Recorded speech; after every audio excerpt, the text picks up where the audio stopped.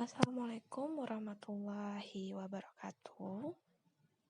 Oke, anak-anak, kali ini kita akan membahas materi tentang sistem pernafasan manusia. Adapun pada pembelajaran kali ini, untuk kompetensi dasarnya, yaitu kita menganalisis sistem pernapasan pada manusia dan memahami gangguan pada sistem pernapasan, serta upaya menjaga kesehatan sistem pernapasan. Yang kedua adalah menyajikan karya tentang upaya menjaga kesehatan sistem pernapasan. Adapun untuk tujuan pembelajaran ini kita ada 3, di mana di sini diharapkan peserta didik dapat mengidentifikasi organ pernafasan, dapat menjelaskan mekanisme pernapasan, dan dapat menjelaskan berbagai gangguan pada sistem pernapasan. Oke, kita mulai dengan memahami apa itu pernapasan. Nah, di mana pernapasan adalah proses pertukaran gas dari makhluk hidup dengan gas di lingkungannya, atau kita bilang sebagai proses respirasi, di mana proses perombakan bahan makanan menggunakan oksigen sehingga menghasilkan energi dan gas sisa pembakarannya itu karbon dioksida. Karena untuk bernafas, kita mengambil oksigen dan hasilnya kita mengeluarkan yang namanya karbon dioksida. Selanjutnya, kan kita membahas tentang sistem organ atau sistem organ pernapasan. Adapun alat pernapasan itu ada 7. Kita akan bahas satu per satu.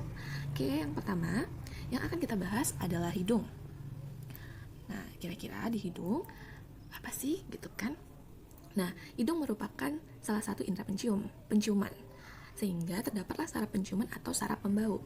Hidung terdiri dari dua lubang, kanan dan kiri, di mana dibatasi sekat hidung.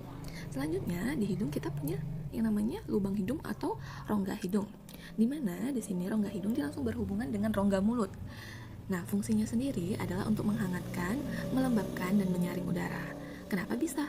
Karena di dalam rongga hidung kita terdapat rambut halus dan selaput lendir. Nah, selanjutnya ada yang namanya alat pernafasan faring. Nah, si faring sendiri dia merupakan organ pernapasan yang terletak di belakang rongga hidung.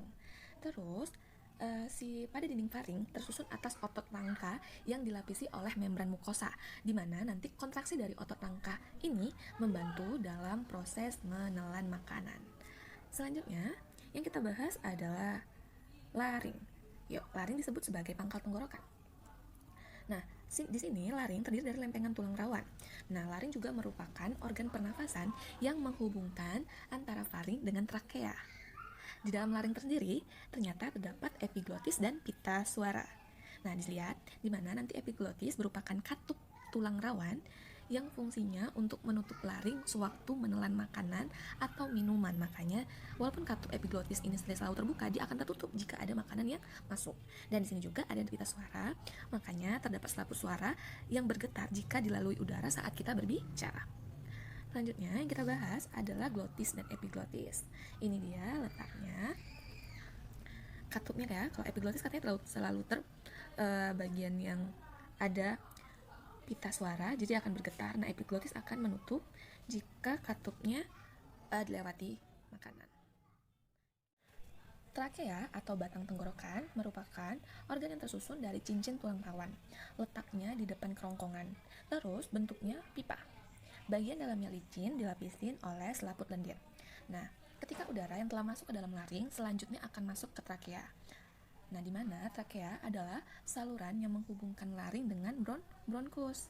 Nah, di sini katanya si trakea ada dari dindingnya itu terdiri dari jaringan epitelium bersilia yang fungsinya nanti sendiri si silia itu bisa menahan debu atau menyaring benda-benda asing dalam udara yang akan masuk ke dalam saluran pernapasan. Jadi dia bisa sebagai penyaringnya di sini. Terus kita bahas adalah bronkus atau cabang batang tenggorokan. Nah, bronkus sendiri adalah bagian yang menghubungkan trakea dengan paru-paru. Terdapat di paru-paru kanan dan kiri. Terdiri dari tulang rawan. Disusun dari otot halus. Ya, jadi dindingnya itu tersusun dari otot halus. Nah, cabang bronkus kita sebut sebagai bronchiolus. Jadi di dalam paru-paru bronkus ada cabang-cabang lagi. Nah, cabang-cabang kecil dari bronkus inilah yang kita sebut sebagai bronchiolus. Selanjutnya kita bahas adalah masih di bronkus. Nah, kita lihat ya. Jadi ini bronchiolus tadi adalah cabang-cabang kecil dari bronkus. Seperti ini. Tadi kan trakea bentuknya pipa ya, seperti ini. Oke, kita bahas adalah pulmo. Di sini pulmo sendiri adalah bagian yang diseliputi oleh selaput elastis yang kita sebut sebagai pleura. Letaknya sendiri ada di dalam rongga dada di atas diafragma, di mana diafragma adalah sekat yang membatasi rongga dada dan rongga perut. Paru-paru kanan terdiri dari 3 gelambir dan paru-paru kiri terdiri dari 2 gelambir. Selanjutnya terdapat bronkus dan bronkiolus. Nah, paru-paru tadi ada namanya pleura. Seperti ini penampakannya. Oke, ini dia ya paru-paru. Nah, pada gambar ini ditunjukkan pada saat kita bernafas, breathing in, dan saat kita menghembuskan udara, atau breathing out, atau disebut sebagai inspirasi adalah untuk menghirup udara, dan ekspirasi adalah saat kita menghembuskan udara. Pada gambar ini nanti akan kita jelaskan pada mekanisme pernapasan. Tadi ada paru-paru, katanya gelambir ya, untuk kanan itu ada 3, kalau yang kiri ada 2, untuk ada lobusnya ya. Oke, paru-paru ada alveolus. Alveolus sendiri, dinding alveolus itu tersusun atas satu lapis jaringan epitel pipi. Struktur yang demikian memudahkan molekul-molekul gas melaluinya. Dinding alveolus berbatasan dengan pembuluh kapiler darah, sehingga gas-gas dalam alveolus dapat dengan mudah mengalami pertukaran dengan gas-gas yang ada di dalam darah. Adanya gelembung-gelembung alveolus memungkinkan pertambahan luas permukaan untuk proses pertukaran gas.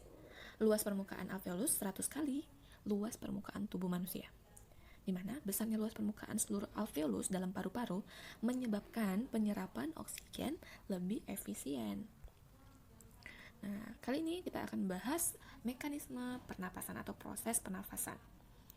Terjadi sadar dan tidak sadar. Ada inspirasi dan ekspirasi, di mana inspirasi berarti menghirup udara, ekspirasi berarti menghembuskan udara. Berdasarkan cara melakukan inspirasi dan ekspirasi dan tempatnya terjadinya kita bagi 2, yaitu pernapasan dada dan pernapasan perut. Yang pertama kita bahas adalah pernapasan dada, di mana di sini kita saat inspirasi atau disebut sebagai musculus intercostalis, diafragma dan otot dada berkontraksi sehingga membuat tulang rusuk terangkat. Volume rongga dada membesar, paru-paru mengembang, sehingga udara masuk ke dalam paru-paru. Selanjutnya, saat ekspirasi, diafragma dan otot dada berelaksasi, menyebabkan tulang rusuk turun, volume rongga dada kembali normal, dada kembali normal, paru-paru kembali normal, dan udara keluar dari paru-paru. Jadi seperti itu prosesnya.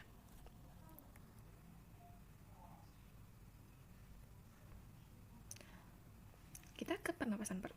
Di sini untuk inspirasi kita menggunakan otot diafragma. Saat kontraksi, diafragma itu datar, rongga dada dan paru-paru mengembang, menyebabkan tekanan udara, rongga paru-paru menjadi turun atau berkurang, udara dari luar masuk ke paru-paru.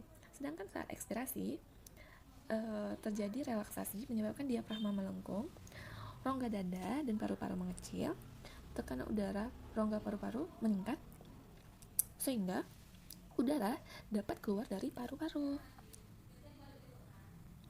Nah, kita bahas nih ya pernapasan perut. Mekanismenya seperti ini. Diafragma, ekspirasi, inspirasi.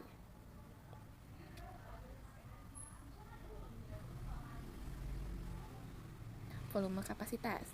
Setiap orang volume paru-paru terdiri dari 5-6 liter. Terdiri dari volume tidal, volume cadangan inspirasi, volume cadangan ekspirasi, dan volume residu. Kita bahas satu-satu ya. Apa sih volume tidal? Volume tidal adalah volume udara hasil inspirasi atau ekspirasi pada setiap kali bernapas normal lebih kurang 500 cc per mili pada rata-rata orang dewasa muda. Untuk volume cadangan inspirasi, volume udara ekstra yang dapat diinspirasi setelah volume tidal mencapai 3000 cc per mili. Ada lagi kita bahas, ada namanya volume cadangan ekspirasi, volume udara yang masih dapat diekspirasi kuat pada akhir ekspirasi normal, mencapai 1100 cc per mili.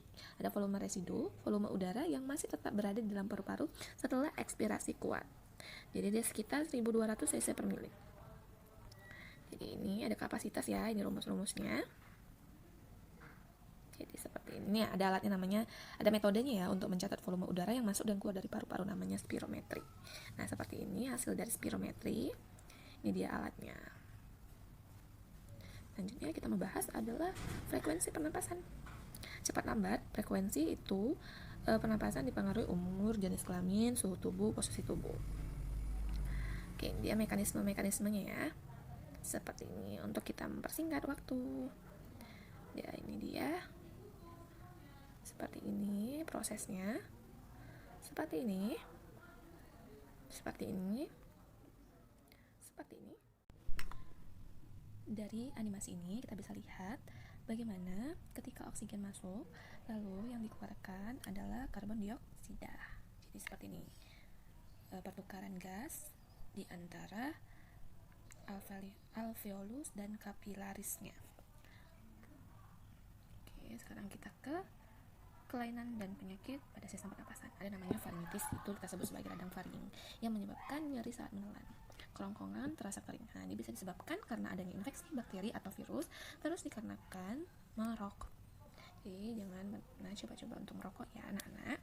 Nah, selanjutnya ada pneumonia, itu adalah peradangan paru-paru. Nah, banyak lagi penyakit pada sistem pernapasan. Ini dia nama-namanya, ada emfisema, asma, difteri, asfiksi, tuberkulosis, ikposia, asidosis, cyanosis. Nah, kalian bisa cari kira-kira apa sih yang dimaksud dengan emfisema ya. Bisa dicari salah satu. Selanjutnya, kita lagi dalam kondisi pandemi dan menyebabkan kita harus belajar secara daring. Nah, ini dia, Ibu akan jelaskan apa itu coronavirus. Coronavirus itu kita sebut sebagai Severe Acute Respiratory Syndrome Coronavirus 2 atau disebut sebagai SARS-CoV-2 yang lebih dikenal dengan nama virus corona yang jenis baru dari coronavirus yang menular ke manusia. Nah, virus ini bisa menyerang siapa saja, baik bayi, anak-anak, orang dewasa, lansia, ibu hamil maupun ibu menyusui. Nah, infeksi virus ini pertama kali ditemuin di Cina pada akhir Desember 2019. Nah, virus ini menular dengan cepat, sehingga coronavirus adalah kumpulan virus yang bisa menginfeksi sistem pernafasan. Dan banyak kasus, virus ini hanya menyebabkan infeksi pernafasan ringan, seperti flu. Namun, virus ini juga bisa menyebabkan infeksi pernapasan berat, seperti infeksi paru-paru tadi, pneumonia. Nah, anak-anak, ini dia bentuk atau struktur dari coronavirus. Kata corona sendiri berasal dari bahasa Latin yang artinya mahkota. Kita ketahui coronavirus merupakan virus RNA dengan strand positif RNA. Virus ini bagian dari keluarga atau famili Coronaviridae. Struktur utamanya berupa adanya envelope atau bungkus serta genom RNA berukuran 31 kb. Dan merupakan salah satu virus RNA dengan genom terbesar di dunia. Ini dia gejala-gejalanya dari virus corona, bisa menyebabkan demam, pilek. Jadi itu biasa gejalanya itu flu, demam, pilek, batuk, sakit tenggorokan. Namun ada 3 gejala umum, biasanya itu demam, batuk, sesak nafas. Nah, biasanya muncul gejala COVID ini setelah 2 minggu dari kita terpapar virus corona. Seperti ini ya, kita simulasi gambarnya. Oke. Kita ke pencegahan. Yang pertama, harus hindari berpergian ke tempat yang ramai, gunakan masker, rutin mencuci tangan, jangan menyentuh mata, mulut, dan hidung sebelum mencuci tangan, hindari kontak dengan hewan, terutama hewan liar. Terus masak daging atau masak secara benar-benar matang sebelum dikonsumsi, tutup mulut dan hidung dengan tisu saat batuk atau bersin, kemudian buang tisu ke tempat sampah. Nah, hindari berdekatan dengan orang yang sedang sakit demam, batuk, atau pilek. Oke, persentase kita selesai. Terima kasih, semoga bermanfaat untuk anak-anak ibu semuanya. Assalamualaikum warahmatullahi wabarakatuh.